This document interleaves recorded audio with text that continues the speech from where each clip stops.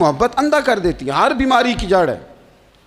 مال ضرورت کے مطابق ضرور ہونا چاہیے، بقدر کفایت ضرور ہونا چاہیے، لیکن اس کو فتنہ کہا، اس کو آزمائش کہا۔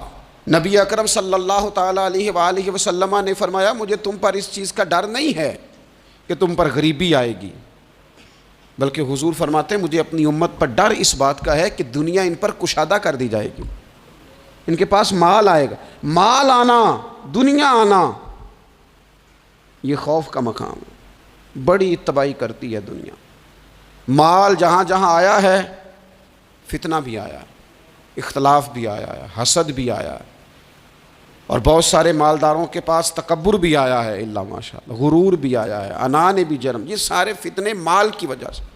نبی اکرم صلی اللہ تعالیٰ علیہ وسلم نے بحرین کی طرف قافلہ روانہ کیا تو وہاں سے مال غنیمت آیا۔ کچھ لوگ ایسے تھے جو گئے نہیں فجر کی نماز پڑھ کے، اس لیے بیٹھے رہے کہ آج مال تقسیم ہوگا۔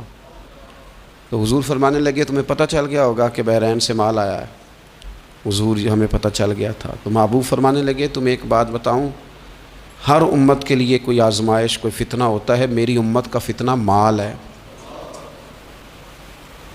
میں بڑی مشکل بات کر رہا ہوں آپ سے، اس کو آپ نے آسان نہیں سمجھنا، یہ بڑی مشکل بات کر رہا ہوں۔ پیسوں کی محبت نہ ہو دل میں، پیسوں کی محبت نکال دیں۔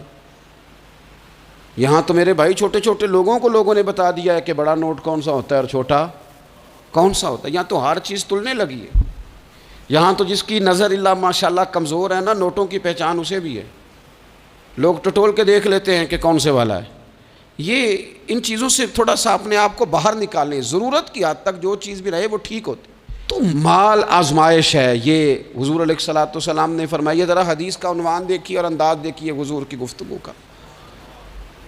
نبی پاک علیہ الصلوۃ والسلام فرمانے لگے دو بھوکے بھیڑیے، خالی بھیڑیا بھی خطرناک ہوتا ہے اور الٹا بھوکا بھی ہو۔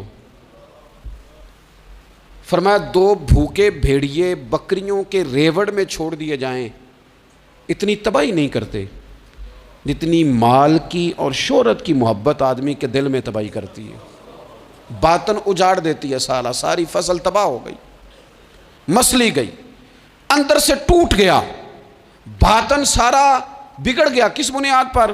شہرت چاہیے، کسی طریقے مشہور ہو جاؤں، کسی طریقے مال آ جائے، یہ دو چیزیں لے گئیں انسانوں۔ اللہ کی بارگاہ سے اگر قبولیت نصیب ہو جائے نا تو پھر کئی دفعہ مقبولیت بھی نصیب ہو جاتی ہے، لیکن اگر قبولیت ہی نہیں ہے تو مقبولیت کیسے ہوگی؟ تو جو اصل کرنے کا کام تھا وہ لوگ نہیں کرتے۔ تو دنیا کی محبت کا غلبہ نہیں کبھی بھی ہونے دینا۔